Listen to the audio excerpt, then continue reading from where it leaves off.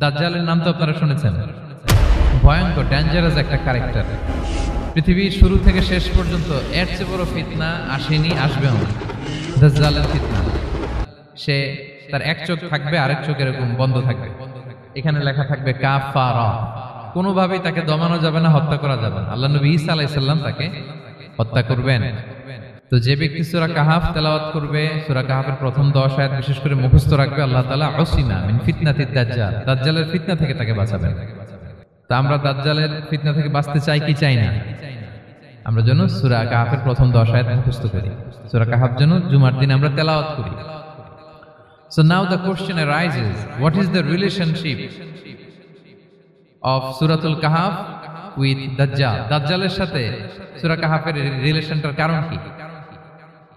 একটা মেকানিজম তো এখানে আছে। এত সূরা থাকতে রাসূল সাল্লাল্লাহু আলাইহি ওয়াসাল্লাম কেন বলেন যে সূরা কাহাফ পড়লে দাজ্জালের ফিতনা থেকে বাঁচবে? কারণটা কি?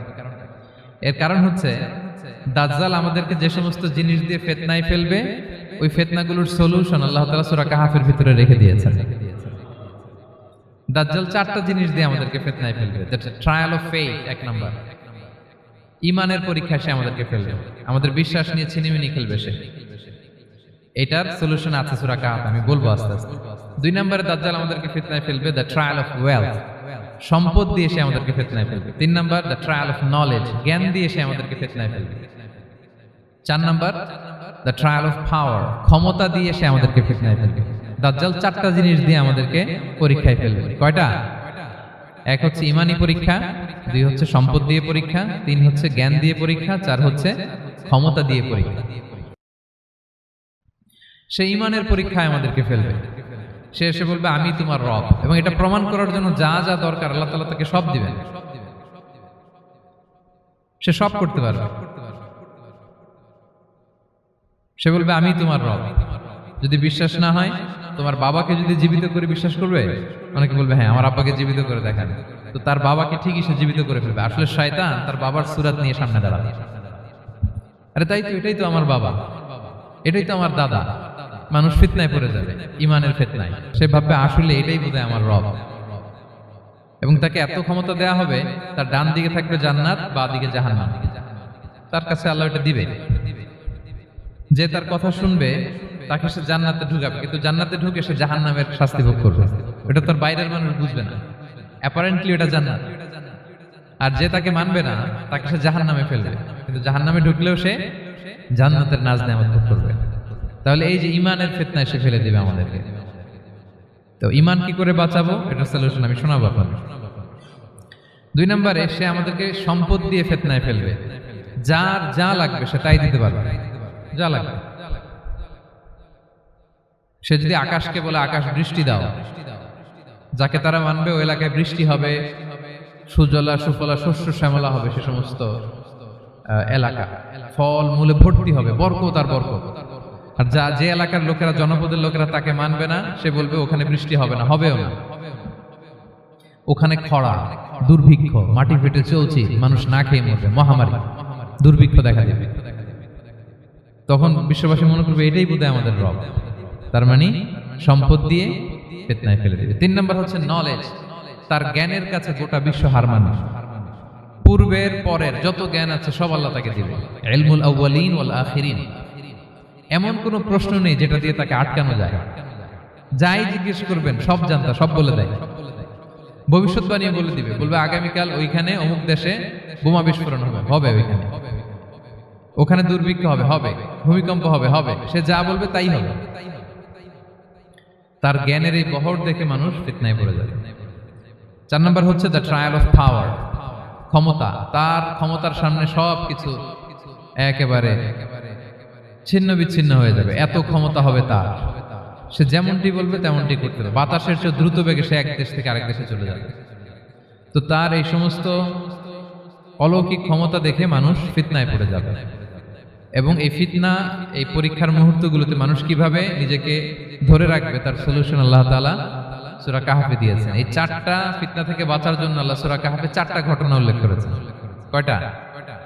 1 নাম্বার হচ্ছে আসহাবে কাহফ, যুবকদের ঘটনা, 7 জন যুবকদের ঘটনা। ঈমান কি করে বাঁচাবেন, সলিউশন ওখানে। সম্পদ দের ফিতনা থেকে কিভাবে নিজেকে বাঁচাবেন, এজন্য একজন বাগানওয়ালার ঘটনা আল্লাহ সেখানে বলেছেন। জ্ঞানের ফিতনা থেকে কি করে বাঁচবেন, এজন্য আল্লাহ তাআলা মুসা আলাইহিস সালাম এবং খিজির আলাইহিস সালামের ঘটনা সেখানে উল্লেখ করেছেন। আর ক্ষমতার ফিতনা থেকে কি করে বাঁচবেন এটা বোঝানোর জন্য আল্লাহ তাআলা যুলকারনাইনের ঘটনা উল্লেখ করেছেন। চারটা ফিতনা থেকে বাঁচার জন্য কয়টা ঘটনা? চারটা ঘটনা। আমরা তাহলে একটা একটা করে ঘটনা শুনি, আমরা একটু উদ্ধার করার চেষ্টা করি যে কি কি সলিউশন আল্লাহ তাআলা আমাদের বাতলে দিলেন। এক নম্বর হচ্ছে আসহাবে কাহাফের ঘটনা। এটা 250 খ্রিস্টাব্দের সময়কালে রোমান সাম্রাজ্যের একজন বাদশা ছিল, নাম দাকিয়ানুস। প্রতাপশালী বাদশা, পৌত্তলিক, মূর্তির পূজা করে। ঈসা আলাইহিস সালাম বিদায় নিয়েছেন 200-250 বছর হলো। তো সব নবীর ধর্মই কিন্তু ইসলাম, যদিও আমরা নাসারা বলি, ইহুদি বলি, সব নবীদের ধর্মই কি ইসলাম। তো তিনি ছিলেন পৌত্তলিক, মূর্তির পূজা করত। আর তার এলাকায় কেউ যদি ঈসা আলাইহিস সালামের নাম নিত, আখিরাতে বিশ্বাস করত, আল্লাহ বিশ্বাস করত, তাদেরকে তারা পাথর মেরে হত্যা করত। এজন্য ভয়ে কেউ ঈসাই ধর্মে ঈমান আনতো না, মানে ইসলামে ঈমান আনতো না। এই রাজার ভয়ে সবাই মূর্তির পূজা করত। কিন্তু 7 জন যুবক ছিল, তারা স্রোতে গা ভাসিয়ে দেয়নি, স্রোতের বিপরীতে তারা ঈমান নিয়ে দাঁড়িয়েছে। তারা ঈসা আলাইহিস সালামের রেখে যাওয়া সত্য ধর্মের উপর ঈমান এনেছিল, আখিরাতে তারা বিশ্বাস করত। তো এই 7 জন যুবকের কথা ছড়াতে ছড়াতে রাজা দাকিয়ানুসের কাছে চলে যায়। উনি তো রেগে মেগে আগে ডেকে পাঠালো 7 জনকে। তো তাদেরকে জিজ্ঞেস করলো, তোমরা কাকে মানো? বলতেছে এক আল্লাহকে মানি। সাহসী, খুবই সাহসী। বলতেছে তুমি কি জানো তোমরা কার সামনে কথা বলতেছো? আমি তো তোমাদেরকে মৃত্যুদণ্ড দিতে পারি। তারা বলে দেন, কিন্তু আমরা সব বিসর্জন দিলেও ঈমান বিসর্জন দিতে পারবো না। সুবহানাল্লাহ। তিনি বললেন, তোমরা যুবক মানুষ, রক্ত গরম, আবেগে কথা বলতেছো, 3 দিন সময় দিলাম, যাও ঈসার নাম ভুলে যাও, আখিরাত ভুলে যাও, আল্লাহর নাম ভুলে যাও। 3 দিন পরে তোমাদেরকে আবার ইন্টারভিউ নেব। ওই দিন যদি একই কথা বলো, পাথর মেরে 7 জনকে দুনিয়া থেকে উড়িয়ে দেব। তারা চলে গেল। এবার 7 বন্ধু মিলে পরামর্শ করতে লাগলো, কি করতে পারি আমরা, এই গুণে ধরা সমাজকে আমরা কিভাবে বাঁচাবো, এই পৌত্তলিকতার ছোবল থেকে এই ইফসিস নগরীকে বাঁচাবো কি করে। নগরীটার নাম ছিল ইফসিস নগরী। বর্তমানে এটা তুরস্কের ইজমির শহরে অবস্থিত। এখনো জায়গাটা প্রত্নতাত্ত্বিকদের ওই ইয়েতে এটা সংরক্ষিত, এখনো টুরিস্টরা যায়। তো তারা বলল, আমরা ঈমান বিসর্জন দিব না, যদি আমরা ওদের কথা মেনে নিই আমরা তো মুশরিক হয়ে গেলাম, চলো আমরা এক কাজ করি, আমরা এলাকা ছেড়ে দিই। এই 7 যুবক আল্লাহর উপর ভরসা করে তারা বাড়ি ঘর আত্মীয় স্বজন সব ছেড়ে দিয়ে, লোকালয় ছেড়ে দূরে একটা পাহাড়ের ভেতরে আশ্রয় নিল। পাহাড়ের ভেতরে একটা গুহা ছিল, এই গুহা কি আরবিতে বলে আল কাহাফ। কি বলে? এই সূরার নাম কি?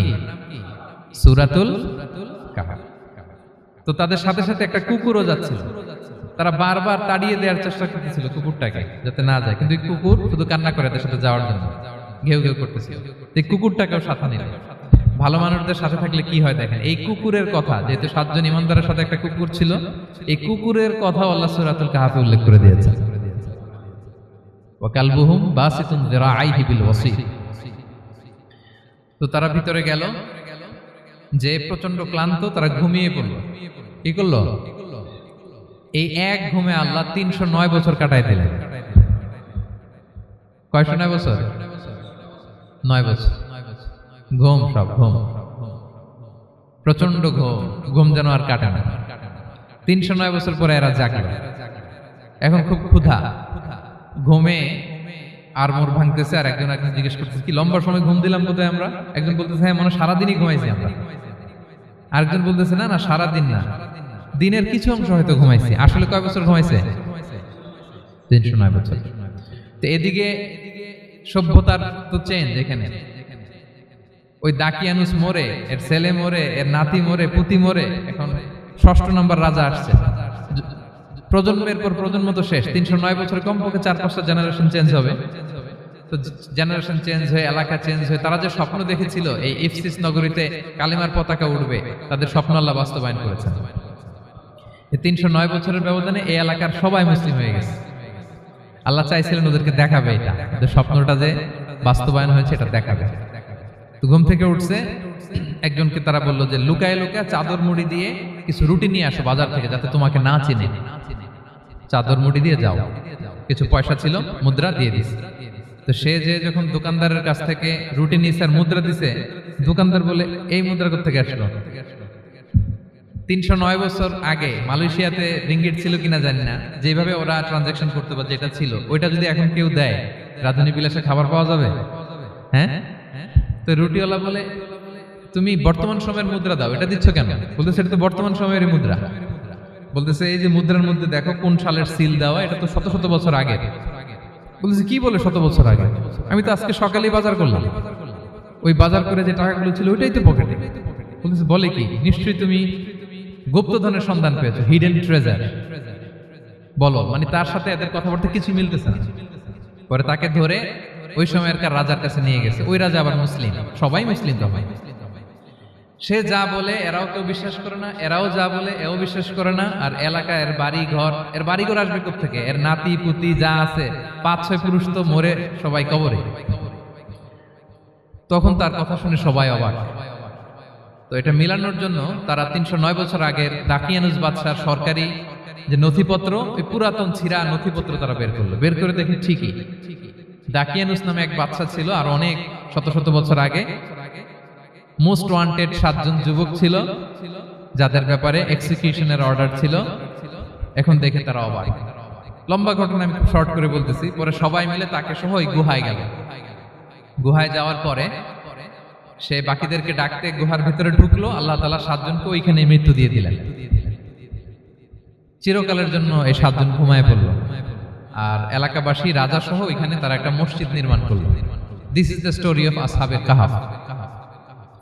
তো এলাকাবাসী যদিও মুসলিম হয়েছিল, কিন্তু আখিরাতের ব্যাপারে তাদের একটা সন্দেহ ছিল যে আসলে মানুষ মরার পরে কি আবার জীবিত হবে? মৃত্যুবরণ করার পরে আবার মানুষ জীবিত হবে? তাদের মনের মধ্যে একটা সন্দেহ ছিল যে আসলে মারা গেলে মানুষ আবার উঠতে পারে। তো তাদের এই সন্দেহ দূর করার জন্য আল্লাহ তাআলা এই 7 জনকে 309 বছর ঘুম পাড়িয়ে আবার জীবিত করলেন। সুবহানাল্লাহ বিহামদিহি। তাহলে ঈমান কিভাবে বাঁচাতে হয় এটার প্রেরণা আমরা এই 7 যুবকের কাছ থেকে পাই। এখানে যেটা আমরা শিখি প্রিয় ভাইরা, 1 নম্বর লেসন হচ্ছে আমাদের গুড কোম্পানি লাগবে, রাইটাস পিপল, মানে আমাদের সার্কেলটা ভালো হইতে হবে। তাদের 7 জনের সার্কেলটা খুব ভালো ছিল, ফলে তারা বিপথে যায় না, এবং তারা এমন শক্ত সিদ্ধান্ত নিয়েছে যে আল্লাহ তাআলা সেটাতে বরকত দিয়েছেন, গোটা সমাজকে আল্লাহ তাআলা চেঞ্জ করে দিয়েছেন। এটা হচ্ছে 1 নম্বর লেসন। আপনি ঈমান বাঁচাতে হলে আপনার সার্কেল ভালো লাগবে। খুঁজবেন যে এলাকায় যাবেন ওখানে নামাজি সার্কেল কারা আছে, ওখানে জ্ঞানী গুণী সার্কেল কারা আছে, ওখানে ভালো কাজ করতে চায়, একে অপরকে সহযোগিতা করে, কল্যাণের পথের যাত্রী কারা আছে খুঁজতে হবে আপনাকে।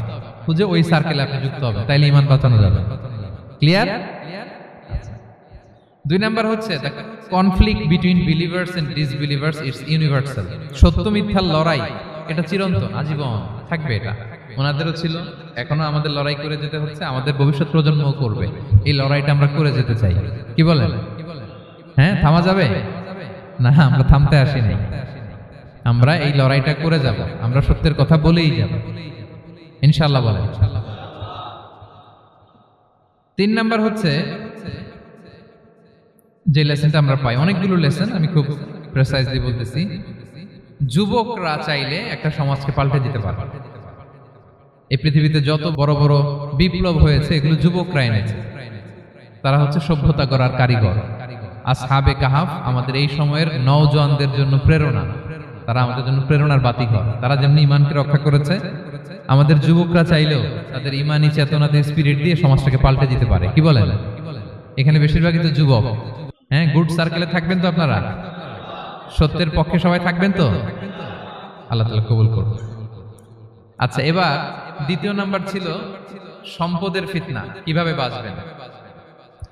আসহাবে কাহাফের পরে সূরা কাহাফে আল্লাহ তাআলা একজন বাগানওয়ালার ঘটনা বলেছে। 2 জন বন্ধু, একজন একটু গরিব, সে বিশ্বাসী, আরেকজন ধনী, সে অবিশ্বাসী। তাকে আল্লাহ তাআলা বিশাল বড় খেজুরের বাগান আর আঙ্গুরের বাগান দিয়েছেন, বিশাল বড়, অনেক বড় বিজনেস ম্যাগনেট। তো এই সম্পদের অহংকার সে করত। সে প্রায় তার গরিব বন্ধুকে বলতো যে তোর চেয়ে আমার সম্পদও বেশি, সন্তানও বেশি, জনবল বেশি, লোকবল বেশি, অর্থবল বেশি, সব বেশি। অহংকারে তার পা মাটিতে পড়তো না। আর সে আখিরাতে অবিশ্বাস করত, এবং সে বলতো যে এই সম্পদ আমারে বাঁচাবে, চিরকাল আমাকে স্মরণীয় করে রাখবে, এই সম্পদ কোনোদিন যাবে না। অনেক বড় বড় ধনীরা আছে, তারা এরকম মনে করে যে আমি এত বড় সিআইপি, হ্যাঁ, আমি এত বড় বিজনেস ম্যাগনেট, এই দিন বোধহয় আর চেঞ্জ হতে পারে না, আমার আজীবনই বোধহয় এত পাওয়ার থাকবে, এত সম্পদ থাকবে। এটা ভুল ধারণা। এটা কি ভুল ধারণা? এই যে তুরস্কে দুর্ভিক্ষ হইল না, আপনারা দেখছেন না যে অনেক সম্পদের মালিক বাড়ি ঘর ভেঙে রাস্তার ফকির। এখন ওই যে রিফিউজিদের জন্য যে খাবার আসছে, ওখানে লাইনে দাঁড়াইছে, কারণ এখন লাইনে না দাঁড়ালে খাবারও তো মিলবে না। 1000 কোটি টাকার মালিক ছিল, ভেঙে চুরে সব শেষ। এখন রিলিফের নেওয়ার জন্য দুস্থদের কাতারে ওখানে দাঁড়াইছে, কারণ দাঁড়াইলেই কিছু খাবার পাওয়া যাবে, খিচুড়ি পাওয়া যাবে, তা না হলে তো খাবারটাও মিলবে না। এই যে বঙ্গবাজারে আগুন লাগলো আমাদের বাংলাদেশে, 20টা-25টা দোকান ছিল অনেকের যাদের অন্যান্য বিজনেস আছে তারা হয়তো সার্ভাইভ করতে পারতেছে, কিন্তু এমন অনেক ব্যবসায়ী ছিল সব শেষ, জ্বলে পুড়ে তার টাকা পয়সা পুঁজি স্বপ্ন সব শেষ। তো ধনীকে গরিব বানাতে আল্লাহর 1 সেকেন্ডও লাগে না। ওই বিশাল প্রাসাদ থেকে টেনে ভাঙ্গা থালা হাতে দিয়ে রাস্তায় নামাইতে আল্লাহর কয় সেকেন্ড লাগে বলেন তো? 1 সেকেন্ডও লাগে না। সো এই লেসনটা কিন্তু আমাদের নিতে হবে। এবং ওই ব্যক্তির নসিবে তাই ঘটেছিল, সে যখন অহংকার করতেছিল আল্লাহ তাআলা আকাশ থেকে হুসবান একটা আগুন পাঠালো। ওই আগুন এসে তার আঙ্গুরের বাগান, তার খেজুরের বাগান, বিশাল মাইলকে মাইল এই বাগান জ্বালিয়ে পুরো মুহূর্তের মধ্যে সারখার করে, এবং মুহূর্তের মধ্যে সে পথের ভিখারি, ফকির। এই ঘটনাটা এনে আল্লাহ তাআলা সম্পদশালীদেরকে রিমাইন্ডার দিলেন যে এই সম্পদের ফিতনায় তোমরা পড়ে যেও না। আমরা সম্পদশালী হলে বাস্তবতা অনেক সময় ভুলে যাই। সূরাতুল হুমাযাতে আল্লাহ তাআলা বলেন ইয়াহসাবু আন্না মালাহু আখলাদা, সম্পদশালীরা মনে করে এই সম্পদ আমাকে চিরকাল বাঁচিয়ে রাখবে, চিরকাল বোধহয় এই সম্পদ আমার হাতে থাকবে। না, এটা হাতের ময়লা, আজ আছে কাল নাই, যে কোনো সময় চলে যেতে পারে। এটা হচ্ছে ম্যাটেরিয়ালিস্টিক আউটলুক, বস্তুবাদী চিন্তা থেকে এই আমাদের ধনী ভাইদের এই সমস্যাটা হয়, ভোগবাদী চিন্তার প্রভাব আর কি। সম্পদ যখন হাতে থাকে ধরাকে সরাজ্ঞান করে, মনে করে যে সবই আমার কন্ট্রোলে। না, আপনারে ওই গরিবের কাতারে আনতে, ওই রিলিফের সম্পদ নেয়ার জন্য ওই লাইনে দাঁড় করাইতে আল্লাহর 1 সেকেন্ডও লাগে না। এটা খেয়াল রাখতে হবে।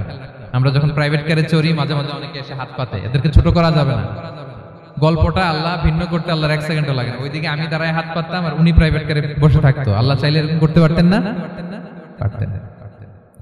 তো এখান থেকে আমাদের জন্য শিক্ষা হচ্ছে সম্পদ এটা ক্ষণস্থায়ী, আজ আছে কাল নাই,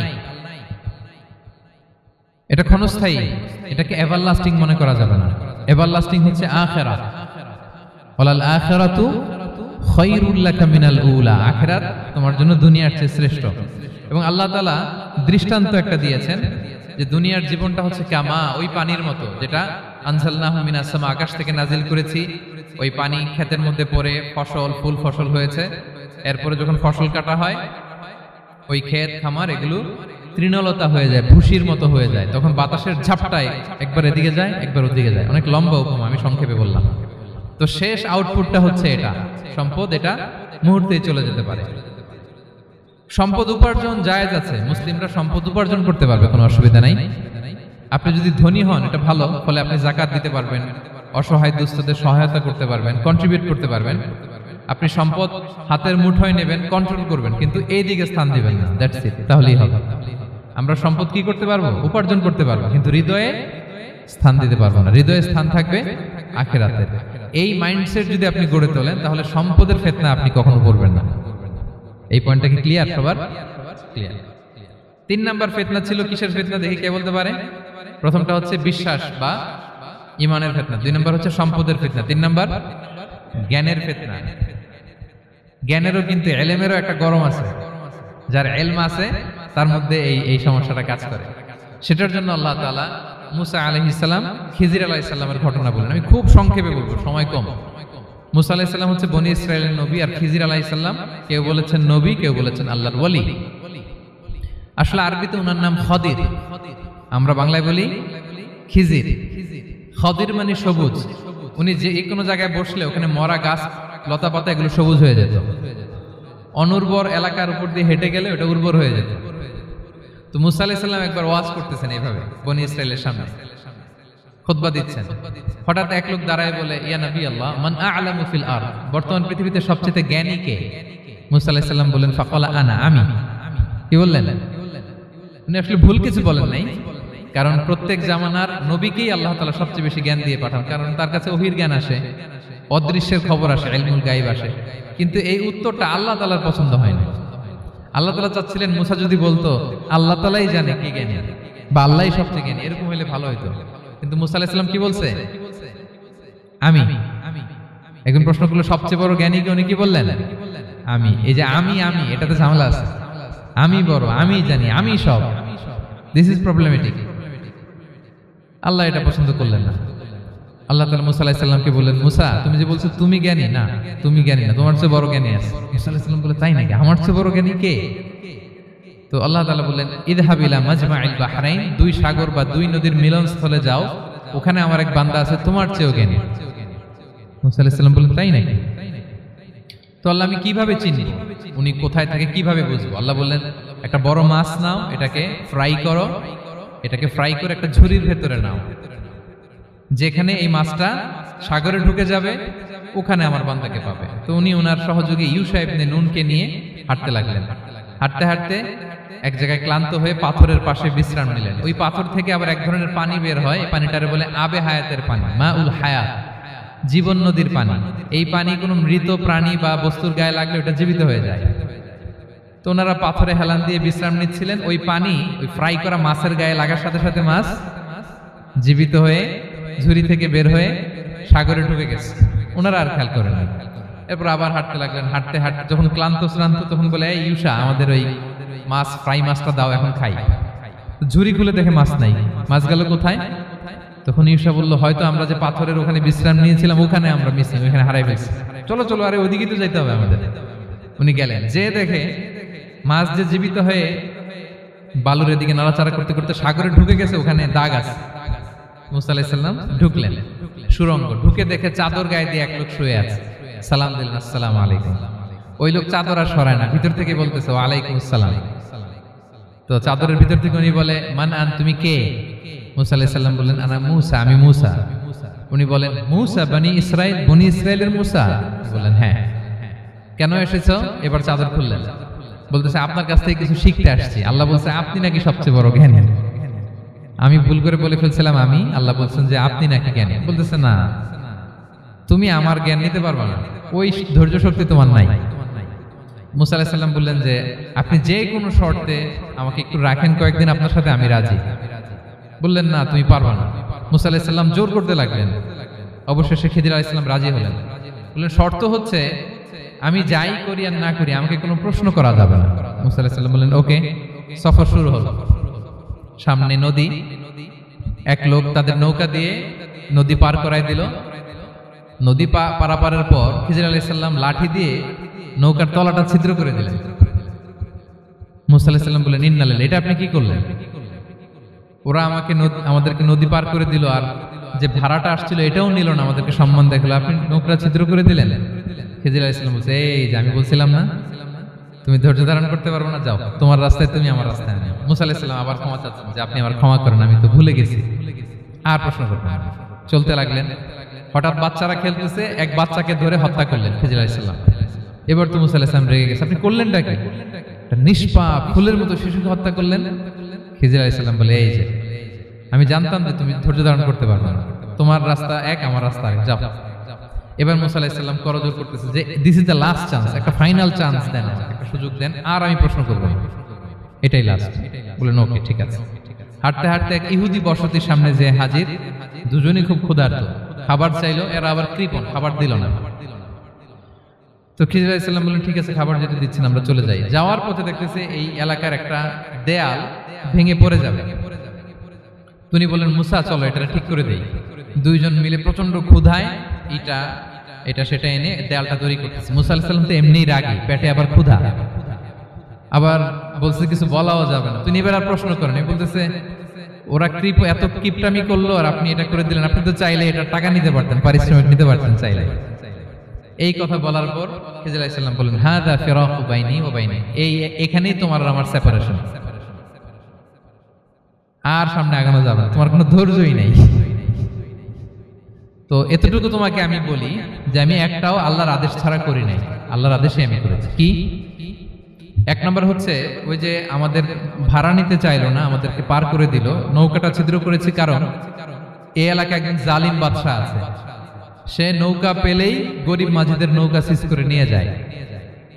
তো এটাকে যখন তলায় ছিদ্র করে দিছি, এই রাজার লোকেরা এসে দেখবে যে এটা তলা ছিদ্র, তো পানি ঢুকতেছে, এটা আর নিবে না, ওরা পরে সামহাও এটা রিপেয়ার করে চালাইতে পারবে। মুসা আলাইহিস সালাম বলে সুবহানাল্লাহ, তাই তো, এটা তো আমি বুঝতে পারি নাই। আর ওই ছোট শিশুটাকে হত্যা করছি, ও অনেক বড় জালিম হবে এলাকা, তার ফিতনায় এলাকাবাসী তটস্থ থাকবে, সে তার মা বাবাকেও জাহান্নামে নেবে। এজন্য আল্লাহ তাআলা আদেশ দিয়েছেন আমাকে, আল্লাহর আদেশে আমি তাকে হত্যা করেছি। মুসা আলাইহিস সালাম বললেন তাই তো, এটা তো অনেক ভালো কাজ করছেন। তাইলে তো বলতেছে তাহলে ওইটা বলেন, খাবারও দিল না, এত কৃপণ, এদের দেয়াল কেন ঠিক করতে গেলেন আপনি? তখন তিনি বললেন যে আসলে এটা একটা ইয়াতিমদের ঘর ছিল, দুইটা ইয়াতিম শিশু, তাদের বাবা মা খুব ভালো ছিল, আর এই দেয়ালের নিচে আছে গুপ্তধন, এই দেয়ালটা পড়ে যাবে, এই গুপ্তধন তারা ছোট মানুষ নিতে পারবে না, এলাকাবাসী তাদেরকে বঞ্চিত করে নিয়ে যাবে। আমি দেয়াল গড়ে দিলাম যাতে করে তারা যখন প্রাপ্তবয়স্ক হয় নিজেদের সম্পদ নিজেরা বুঝে নিতে পারে। সুবহানাল্লাহ বিহামদি। মুসা আলাইহিস সালাম বলে তাই তো, এগুলো তো আমি বুঝতে পারি নাই। তো এই ছিল খুব সংক্ষিপ্ত পরিসরে মুসা আলাইহিস সালাম খিজির আলাইহিস সালামের ঘটনা। তো রাসূল সাল্লাল্লাহু আলাইহি ওয়াসাল্লাম বুখারীতে একটা চমৎকার কথা বলেছেন, তিনি বলেছিলেন ওয়াদিদনা আন্না মুসা সাবার হাত্তা ইউকাসসা আলাইনা মিন আমরিহিমা। রাসূল সাল্লাল্লাহু আলাইহি ওয়াসাল্লাম বলেছিলেন ইস, আমার ভাই মুসা যদি আরেকটু ধৈর্য ধরতো তাহলে আরো কিছু অজানা তথ্য আমরা জানতে পারতাম। এখান থেকে, এই ঘটনা থেকে আমরা কি শিখলাম? প্রথম যেটা আমরা শিখলাম, জ্ঞান নিয়ে বড়াই করতে নেই, ঠিক কিনা? জানার কোনো শেষ নেই, জাননেওয়ালার উপরও জাননেওয়ালা আছে, জ্ঞানীর উপরও জ্ঞানী আছে। আপনি কিছু জেনেই মনে করবেন না আমি সব জানি, আপনার চাইতেও বেশি জ্ঞানী অনেকে আছে। অনেক সময় বক্তার চাইতেও শ্রোতারা অনেক জ্ঞানী। হয়তো এখানে এমন অনেক জ্ঞানী লোক আছে যার ধারে কাছেও আমরা কেউ নেই, হতে পারে। সো আমি সব জানি, এটা ভুল, এটা শয়তান বলে। এটা কে বলে? শয়তান বলে। আবু নাওয়াস একটা কবিতা লিখেছেন, ওয়াকুল্লি মান ইয়াদঈ ফিল ইলমি ফালসাফাতান হাবাসতা শাইআন ওয়া গাবাত আনকা আশিয়াউ। কেউ যদি বলে আমি সব জানি, তুমি তাকে বৃদ্ধাঙ্গুলি দেখিয়ে বলো আপনি কিছুই জানেন না, আপনি অল্প কিছু জেনেছেন, জানার এখনো অনেক বাকি। তাহলে মুসা আলাইহিস সালামের এই ঘটনা জিজ্ঞেস করা হলো কে জ্ঞানী, উনি বললেন আমি জ্ঞানী। এরকম কি আমরা কখনো বলবো? না। সবচাইতে বড় জ্ঞানী কে? ওয়া ফাওকা কুল্লি যী ইলমিন আলিম। সবচাইতে বড় জ্ঞানী আল্লাহ তাআলা। সো জ্ঞান নিয়ে আমরা অহংকার করব না। দুই নম্বর যে শিক্ষাটা আমরা পাই, ওই যে নৌকা দিয়ে পারাপার হচ্ছিল, তখন একটা চড়ুই পাখি এসে সাগরের মধ্যে মুখ দিয়েছিল। তো খিজির আলাইহিস সালাম বললেন মুসা, তুমি কি চড়ুই পাখিটা দেখতে পাচ্ছ? হ্যাঁ দেখতে পাচ্ছি। চড়ুই পাখিটা যে সাগরে মুখ দিলে দেখতে পাচ্ছ? হ্যাঁ দেখতে পাচ্ছি। তখন খিজির আলাইহিস সালাম বললেন চড়ুই পাখিটা সাগরে মুখ দিয়ে পানি খাওয়ার পরে চড়ুই পাখির ঠোঁটে বা চঞ্চুতে যতটুকু পানি লেগে আছে, এই পানিটা হচ্ছে তোমার, আমার এবং মহাবিশ্বের আমাদের সকলের জ্ঞান। আর এই মহাসাগরের সকল পানি হচ্ছে আল্লাহ তাআলার জ্ঞান। আল্লাহ তাআলা বলেছেন ওমা উতিতু মিনাল ইলমি ইল্লা কালিলা। আমি তোমাদেরকে একেবারে অল্প জ্ঞান দিয়েছি, একেবারে অল্প। এই রহস্যে ঘেরা এই মহাবিশ্বের অনেক কিছু আমাদের অজানা। প্রিয় ভাইরা, আমরা অনেক কিছু জানি না, আমাদের এই লিমিটেড নলেজ এগুলো ধরে না, তারপর আমরা জ্ঞানের বড়াই করি। আপনারা উপমাটা বুঝতে পারছেন? একটা নৌকা থেকে চড়ুই পাখি ঠোঁট দিয়ে পানি খাচ্ছে, পানি খাওয়ার পরে স্বভাবতই চড়ুই পাখির ঠোঁটে একটু পানি তো লাগবে। খিজির বললেন যে এই পানিটা হচ্ছে তোমার, আমার, পৃথিবীর সবার জ্ঞান, আর এই সাগরের বাকি পানিগুলো কার জ্ঞান? এবার বুঝতে পারছেন আল্লাহ তাআলার জ্ঞানের পরিধি। আমরা জ্ঞান নিয়ে যেন কখনো কি না করি, বড়াই না করি। জ্ঞান দুই ধরনের, একটা বাহ্যিক জ্ঞান, একটা অন্তর্নিহিত জ্ঞান। External knowledge, internal knowledge. আমরা যখন কোরআন হাদিস পড়ি আমাদের বাহ্যিক জ্ঞান অর্জন হয়। কোরআন হাদিস পড়লেই আপনি জ্ঞানী হয়ে যান। এটা কোরআন হাদিস পড়তে হয়, এটা ডাইজেস্ট করতে হয়, এটার উপর আমল করতে হয়। এই জ্ঞান অর্জন শেষে এরপরে আল্লাহর প্রিয় বান্দাদেরকে আল্লাহ অন্তরে ইলমের নূর দেন, ইলহাম দেন। That is the knowledge, that is the pure knowledge. আপনি হাফেজে কোরআন হয়ে ভাবেন না আপনি সব জানেন, আপনি বুখারী মুখস্থ করে ভাবেন না সব জানেন। এই সব জ্ঞান অর্জন করার পরে ইলমের নূর হাসিল হয়, সেটা আল্লাহ সবারে দেয় না। সো এই অন্তর্নিহিত জ্ঞান, দূরদৃষ্টি, farsightedness, that is the pure knowledge. এটার জন্য বছরের পর বছর, যুগের পর যুগ সাধনা করতে হয়। সেটার জন্য এই জ্ঞান অর্জনের জন্য তিনটা জিনিস করতে হয় ইলমের নূর অর্জনের জন্য। কয়টা? এক হচ্ছে বিনয়, দুই হচ্ছে সফর, তিন হচ্ছে সবর। আবার বলি, এক হচ্ছে বিনয়, দুই হচ্ছে সফর, তিন হচ্ছে সবর। আল্লাহ তাআলা আল্লাহর নবীকে তাওরাত দেওয়ার পরেও আরো ট্রেনিং সেশন করাইছেন খিজির আলাইহিস সালামের কাছে, যে যাও ওনার কাছে গেলে তুমি ছোট হবা, নত হবা। জ্ঞান যদি আমি নিতে চাই আমাকে ছোট হইতে হবে। ধরেন একটা গ্লাস থেকে একটা খালি গ্লাসে পানি ঢালবো, তো যেটাতে নেওয়া হবে এটা উপরে থাকলে হবে? যে গ্লাসটার মধ্যে পানি আছে এটা উপরে থাকবে, ওইটা ব্ল্যাঙ্ক গ্লাসের মধ্যে পড়বে। আপনি নলেজ ইলম নিতে চাইলে আপনাকে নিচে থাকতে হবে, উনি উপরে থাকবে। আপনার শায়েখ আপনাকে দিবে, আপনার উস্তাদ আপনাকে দিবে, আপনার মুর্শিদ আপনাকে দিবে। বুঝতে পেরেছেন? তাহলে আমাদেরকে হাম্বলনেস লাগবে, শিখতে হইলে হাম্বল হইতে হয়, বিনয়ী হইতে হয়। আচ্ছা, 2 নাম্বার সফর করতে হয়। এটা আল্লাহ মুসা আলাইহিস সালামকে দিয়ে করাইছেন, যাও পিছে পিছে উস্তাদের পিছে পিছে ঘুরো। তো এজন্য সফর করতে হয়। এখন ঘরে বসে অনেক কিছু জানা গেল, উস্তাদের সান্নিধ্য লাগে, সফর করতে হয়। আমাদের ক্লাসিক আলেমরা হাদিস কালেকশনের জন্য শহরকে শহর সফর করতেন। এখন আমাদের আলেমরা দেওবন্দে যায়, মিশরে যায়, মদিনায় যায়, এখানকার মালয়েশিয়ান স্টুডেন্টরা দেশে বিদেশে যে নলেজ অর্জন করে। সফর আপনাকে লাগবে। তাহলে বিনয়, সফর, 3 নম্বরে কি সবর, ধৈর্যশীল হইতে হবে। দেখেন মুসা আলাইহিস সালাম বারবার প্রশ্ন করে ফেলতেছেন, বারবার ওয়াদা ভঙ্গ করতেছেন, এরকম করলে হবে না। ধৈর্য লাগবে। ধৈর্যের বলে বলিয়ান হলে তখনই আপনার মধ্যে ইলম আসবে। তাহলে জ্ঞানের ফিতনায় পড়ার আর আমাদের কোনো সম্ভাবনা আছে? আমরা বিনয়ী হব, আমরা জ্ঞান আল্লাহর দিকে ফিরাই দেব, আমরা বলবো উনি সবচেয়ে ভালো জানেন। পারা যাবে তো ইনশাআল্লাহ? আচ্ছা, আমি একেবারে শেষ পর্যায়ে চলে আসছি, 2 মিনিটের মধ্যে শেষ করে দিচ্ছি। 3 নাম্বার ছিল কিসের ফিতনা? 4 নাম্বার ক্ষমতার ফিতনা। এই ফিতনা থেকে বাঁচার জন্য সর্বশেষ আল্লাহ তাআলা যুলকারনাইনের ঘটনা বলেছেন। অনেক বড় বাদশা ছিলেন, পৃথিবীতে 4 জন বাদশা গোটা বিশ্ব শাসন করেছেন। 2 জন কাফির, 2 জন মুমিন। কাফির একজন হচ্ছে নমরুদ, যিনি ইব্রাহিম আলাইহিস সালামকে আগুনে ফেলেছিলেন। আরেকজন হচ্ছে বখতে নাসার, যাকে ইংরেজিতে বলে নেবুচারনেজার দ্য সেকেন্ড, দ্বিতীয় নেবুচারনেজার। তারা কোনো নির্দিষ্ট এরিয়ার বাউন্ডারির বাদশা না, গোটা বিশ্বের বাদশা ছিলেন। এই 2 জন কাফির। আর 2 জন বাদশা ছিলেন গোটা বিশ্বকে শাসন করেছেন, তারা ছিলেন মুমিন। একজন হচ্ছে সুলাইমান আলাইহিস সালাম, আল্লাহর নবী। আরেকজন হচ্ছে যুলকারনাইন, গোটা বিশ্ব শাসন করেছেন, প্রাচ্য থেকে পাশ্চাত্য সব জায়গায় তিনি গিয়েছেন, ইসলামের বাণী প্রচার করেছেন, জালিমদেরকে শায়েস্তা করেছেন। তো এরকম দিক বিদিক তিনি জয় করতেছিলেন। অনেকে যুলকারনাইনকে আলেকজান্ডার দ্য গ্রেটের সাথে গুলিয়ে ফেলে না। ম্যাসিডোনিয়াতে যে আলেকজান্ডার দ্য গ্রেট ছিল, উনি আর যুলকারনাইন এক নন। যুলকারনাইন হচ্ছে আল্লাহ তাআলার প্রিয় একজন বান্দা, অনেক বড় সাহসী বীর পুরুষ ছিলেন, গোটা বিশ্বে ইসলাম প্রচার করেছেন। করতে করতে করতে করতে অনেক বড় ঘটনা, আমি সব শেষের ঘটনাটা বলি। উনি জর্জিয়া, বর্তমান যে জর্জিয়ার তিবলিসি এরিয়া, এখানে এসে একটা এলাকার সন্ধান পেলেন, যারা ওনাকে এসে বলল যে এখানে একটা জঙ্গলি গ্রুপ আছে যাদের নাম ইয়াজুজ মাজুজ, তারা এসে আমাদের উপর হামলা করে। হে যুলকারনাইন, আমরা আপনাকে ট্যাক্স কালেক্ট করে দিচ্ছি, আপনি তাদের মাঝে আর আমাদের মাঝে একটা প্রাচীর তৈরি করে দেন। আপনারা ইয়াজুজ মাজুজের নাম শুনেছেন না? ইংরেজিতে বলে গগ ম্যাগগ। নূহ আলাইহিস সালামের 4 সন্তান ছিল, হাম, সাম, ইয়াফাস, কানাআন। এই ইয়াফাসের বংশধর হচ্ছে ইয়াজুজ মাজুজ, জঙ্গলি, হাজার হাজার শুধু বংশ বিস্তার করে। তারা এসে লোকালয়ে মানুষের উপর আক্রমণ করে, তাদের গবাদি পশু এগুলো ছিনিয়ে নেয়, ফলমূল খেয়ে ফেলে। তো যুলকারনাইন বাদশার কাছে যখন বিচার দেওয়া হলো, উনি বললেন ঠিক আছে, তোমাদের ট্যাক্স দেয়া লাগবে না, তোমরা শারীরিক পরিশ্রম করে আমাকে সাহায্য করো। তো উনি বর্তমানে হচ্ছে এক পাশে কৃষ্ণ সাগর, ব্ল্যাক সি, আরেকদিকে কাস্পিয়ান হ্রদ বা কাস্পিয়ান সাগর, এর মাঝখানে 1200 কিলোমিটার লম্বা মাউন্টেন রেঞ্জ, পাহাড়ি এরিয়া, আপনারা গুগলে দেখবেন। এইখানে 2 পাহাড়ের মাঝখানে ফাঁকা জায়গায় তিনি বড় বড় লোহার পাত প্রথিত করলেন, গেড়ে দিলেন। এরপরে তামা, সীসা গালিয়ে বিশাল একটা ওয়াল তৈরি করলেন। এটা যুলকারনাইন উনার বানানো ওয়াল বা ড্যাম, প্রাচীর। এখন আর ইয়াজুজ মাজুজ আসতে পারে না, ওরা আর আসতে পারে না। ওরা প্রতিদিন এটা ভাঙার চেষ্টা করে, কিন্তু ভাঙতে ভাঙতে আরেকটু ভাঙলেই ভেঙে যাবে। ওরা বলে আগামীকাল ভেঙে ফেলবে, ইনশাল্লাহ বলতে ভুলে যায়। এজন্য এরপরের দিন এসে দেখে আবার এটা আগের মতো হয়ে আছে। কিয়ামতের আগ দিয়ে ওদের মধ্যে এই ইনশাআল্লাহর প্রেরণা আসবে। তাদের একজন বলে উঠবে আগামীকাল ইনশাআল্লাহ আমরা এটা ভেঙে খান খান করে দেব, ঠিকই ভেঙে ফেলবে। তখন তারা ভেঙে চুরে কোটি কোটি ইয়াজুজ মাজুজের দল এসে হামলে পড়বে।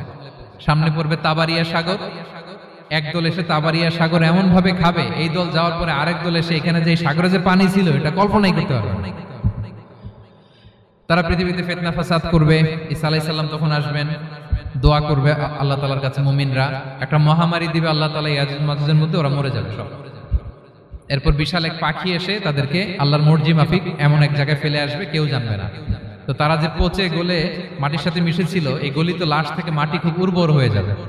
এরপর আল্লাহ তাআলা পৃথিবীর মধ্যে বারাকা দিবেন, কিছু রোপণ করলে তাড়াতাড়ি ফুলে ফেপে বড় বড় ফলমূল হচ্ছে। তো এটা কিয়ামতের আলামতের অন্য কোনো আলোচনায় হয়তো আমরা বলবো। তো যুলকারনাইন তিনি বিশাল এখানে প্রাচীর তৈরি করে দিয়েছিলেন, এবং প্রাচীর তৈরি করে দিয়ে তাদেরকে বলেছিলেন যে যতদিন আল্লাহ তাআলা চাইবেন এটা থাকবে, এবং যেদিন আল্লাহ তাআলার আদেশ আসবে এটা ভেঙে খান খান হয়ে যাবে। তার মানে দেখেন, এত পাওয়ারফুল, এত শক্তিশালী, এত ক্ষমতাধর হওয়ার পরেও তিনি তার ক্ষমতাকে কার দিকে ফিরিয়ে দিয়েছেন? যে আল্লাহ যতদিন চাইবে এই প্রাচীর টিকে থাকবে, যেদিনই আল্লাহ তাআলার আদেশ আসবে এই প্রাচীর ভেঙে খান খান হয়ে যাবে। সো আমরা ক্ষমতার দেখা পেলে, চেয়ার একটা পেলে আমরা যেন জালিম হয়ে না উঠি, এটা হচ্ছে এখান থেকে শিক্ষা। আমরা যেন জুলুম না করি। উনি সম্পদের মালিক ছিলেন, ক্ষমতার মালিক ছিলেন, কিন্তু উনি যে আল্লাহর বান্দা এটা ভুলে যান নাই। আমরা যখন ক্ষমতাশীল হই, আমরা যখন প্রধানমন্ত্রী হই, আমরা যখন প্রেসিডেন্ট হই, আমরা যখন পাওয়ারফুল হই, আমাদের সবচেয়ে বড় পরিচয় যে আমরা আব্দুল্লাহ, আল্লাহর গোলাম, এটা আমরা ভুলে যাই। আমাদের আসল পরিচয় কি? আমরা আল্লাহর গোলাম। আমরা যে আল্লাহর গোলাম, এই চিন্তাটা, এই সেন্সটা যদি আমাদের মাথায় থাকে, তাহলে ক্ষমতা আমাদেরকে দাম্ভিক বানাতে পারে না, আর ওই ক্ষমতা আমাদেরকে ফিতনায়ও ফেলবে না। তাহলে সম্মানিত সুধী, দাজ্জাল কয়টা জিনিস দিয়ে আমাদেরকে ফিতনায় ফেলবে? চারটা। দ্য ট্রায়াল অফ ফেইথ, ইমানের পরীক্ষা; দ্য ট্রায়াল অফ ওয়েলথ, সম্পদ দিয়ে পরীক্ষা; দ্য ট্রায়াল অফ নলেজ, জ্ঞানের পরীক্ষা; দ্য ট্রায়াল অফ পাওয়ার, ক্ষমতার পরীক্ষা। আর ইমানের পরীক্ষায় উত্তরণের জন্য আল্লাহ তাআলা আমাদেরকে এই সূরায় আসহাবে কাহফের ঘটনা শুনিয়েছেন, যে 7 জন যুবক তারা তাদের ইমানকে হেফাজত করেছিল। সম্পদের ফিতনা থেকে বাঁচানোর জন্য আল্লাহ তাআলা আমাদেরকে এক বাগানওয়ালার কাহিনী জানিয়েছেন, যে সম্পদ পেয়ে তোমরা দাম্ভিক হয়ে যাও না, এটা আজ আছে কাল থাকবে না। জ্ঞানের পরীক্ষা থেকে আমাদের মুক্তির জন্য আল্লাহ তাআলা অনেক বড় করে আল্লাহ নবী মুসা আলাইহিস সালাম এবং খিজির আলাইহিস সালামের ঘটনা শুনিয়েছেন, আমাদের বুঝিয়েছেন যে আমাদেরকে বিনয়ী হতে হবে, জ্ঞানের জন্য সফর করতে হবে এবং সবর করতে হবে। সব শেষে আল্লাহ তাআলা ক্ষমতার ফিতনা থেকে বাঁচানোর জন্য ক্ষমতাধর, আমরা তো একটা দেশের মালিক হই এখন, অমুক দেশের প্রেসিডেন্ট, অমুক দেশের প্রধানমন্ত্রী, উনি গোটা বিশ্বের প্রতাপশালী রাজা ছিলেন যুলকারনাইন। তারপরেও উনি যে আব্দুল্লাহ, উনি যে আল্লাহর গোলাম, এটা তিনি ভুলে যাননি। তাহলে এইভাবে যদি আমরা এই ফিতনাগুলো থেকে বাঁচার চেষ্টা করি, তাহলে এই ফিতনা থেকে আমরা বেঁচে থাকতে পারবো। এবং দাজ্জাল যদি এই মুহূর্তেও আসে, সে আমাদেরকে বিভ্রান্ত করতে পারবে না। পারবে? পারবে না ইনশাআল্লাহ। ইনশাআল্লাহ বলেন। আর ভবিষ্যতের সব কাজের আগে আমরা সবসময় কি বলবো? মনে থাকবে সবার? আল্লাহ তাআলা আমাদের সবাইকে কথাগুলো বোঝার ও আমল করার তৌফিক দান করুক। হাদা মা ইনদি ওয়াল ইলমু ইনদাল্লাহ আলাইহি তাওয়াক্কালতু ওয়া ইলাইহি উনীব। ওয়াসসালামু আলাইকুম ওয়া রাহমাতুল্লাহি তাআলা ওয়া বারাকাতুহু।